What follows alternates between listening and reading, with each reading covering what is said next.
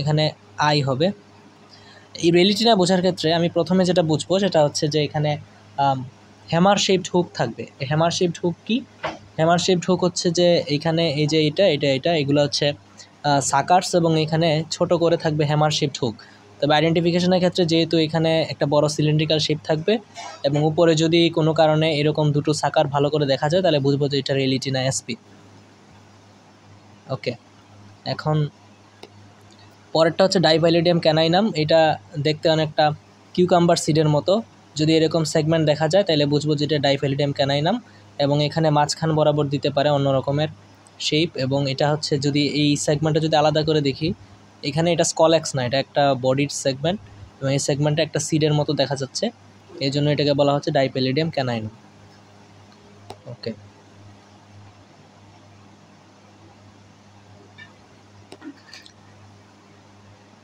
এটা হচ্ছে scolex of ডাইভাইলিডিয়াম ক্যানাইনাম, আগে ছিল সেগমেন্টস অফ ডাইভাইলিডিয়াম ক্যানাইনাম।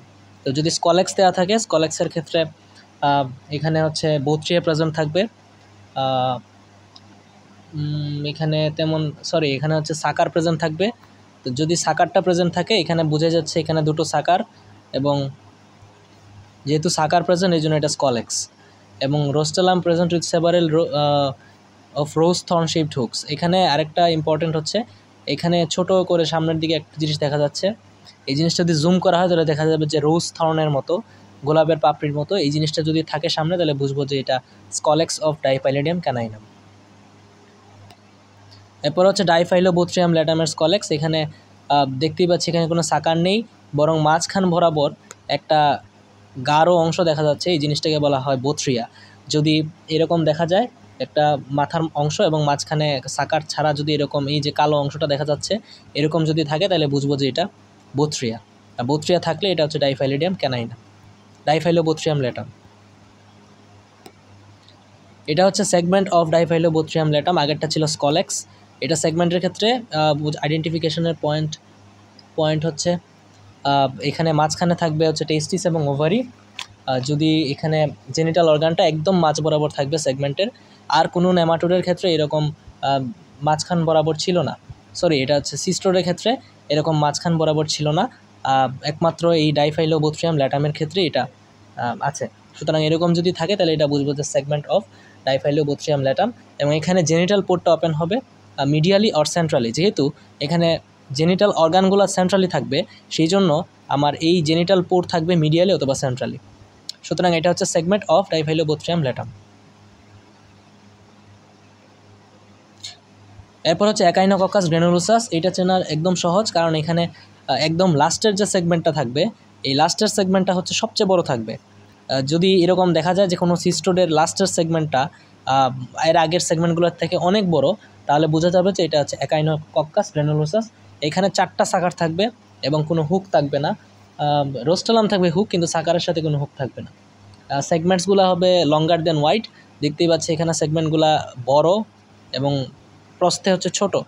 তো এটা হচ্ছে একাইনোকক্কাস গ্র্যানুলোসাস। এরপর হচ্ছে টেনিয়াসোলিয়াম। টেনিয়াসোলিয়ামের এখানে 4টা সাকার দেখা যাচ্ছে, দুই পাশে দুটো করে সাকার এবং উপরের দিকে হচ্ছে একটা অ্যাঙ্কর শেপড হুক দেখা যাচ্ছে উপরে। যদি এরকম নোঙরের মতো কিছু থাকে তাহলে বুঝবো যে এটা টেনিয়াসোলিয়াম। এরপরে সেগমেন্ট অফ মনিজিয়া এক্সপান্সা এবং মনিজিয়া বেনেডিনি, দুইটা অনেক বেশি ইম্পর্টেন্ট। দুইটার ক্ষেত্রে বুঝবো কেমনে? মনিজিয়ার ক্ষেত্রে দুইটা সেগমেন্টের একটু আলাদা ডিফারেন্স আছে, সেটা হচ্ছে ইন্টারপ্রোগ্লুটিড গ্ল্যান্ড দেখে বোঝা যায়। মনিজিয়া এক্সপান্সা এবং বেনেডিনিতে 2 রকমের গ্ল্যান্ড দেখা যায়।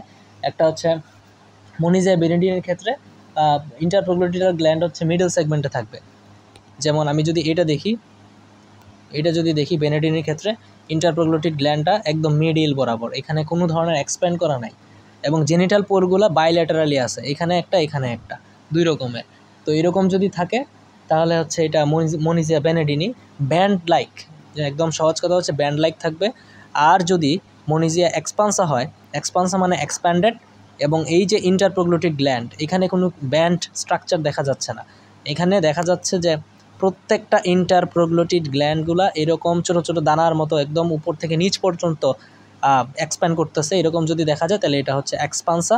আর যদি ব্যান্ড লাইক স্ট্রাকচার দেখা যায় তাহলে এটা হচ্ছে বেনেডিনি। যেমন এটা এক্সপান্সা একদম উপর থেকে নিচ পর্যন্ত, আর এটা হচ্ছে ব্যান্ড লাইক, একটু মোটা ব্যান্ড লাইক, এটা হচ্ছে বনিজিয়া বেনেডিনি। ওকে, এটা হচ্ছে স্কলেক্স অফ মনিজিয়া। এখানে বুঝবো কেমনে, এখানে মানে উপরের দিকে কোনো কিছু থাকবে না, একদম অ্যাঙ্করশিপ হুকও থাকবে না, কোনো ধরনের কিছুই থাকবে না, জাস্ট 4টা সাকার, দুই পাশে 2টো করে সাকার যদি থাকে তাহলে এটা হচ্ছে মনিজিয়া, স্কলেক্স অফ মনিজিয়া। ওকে, এই ছিল হচ্ছে সিস্টোডের পার্ট।